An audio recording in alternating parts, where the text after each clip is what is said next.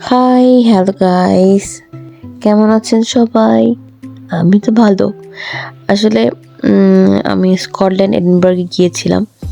তো সেখানে কিছু ভিডিও ফুটেজ ভাবলাম আপনাদের সাথে শেয়ার করি। আর সবথেকে বড় কথা, এডিনবার্গ আসলে আমাকে মুগ্ধ করেছে। এডিনবার্গের প্রত্যেকটা রাস্তা, প্রত্যেকটা বিল্ডিং মানে এত সুন্দর, মনে হবে যে শুধু এটা দেখতেই থাকি।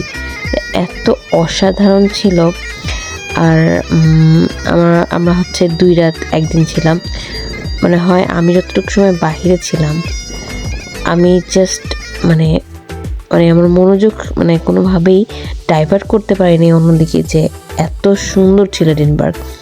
প্রত্যেকটা জিনিস এত সুন্দর, আর এত হিস্টোরিক্যাল প্লেস ওদের। আর ওরা ওদের ঐতিহ্যগুলো এত সুন্দর করে ধরে রাখছে মানুষের সামনে, এবং ওদের ড্রেস আপ থেকে শুরু করে culture, everything, each and everything মানে জাস্ট অ্যামেজিং। আর এই যে জায়গাটা দেখতে পাচ্ছ, এটা হচ্ছে আমি অনেকবার এটা ছবি দিয়েছি এখানে। এটা হচ্ছে এডিনবার্গ ক্যাসেল।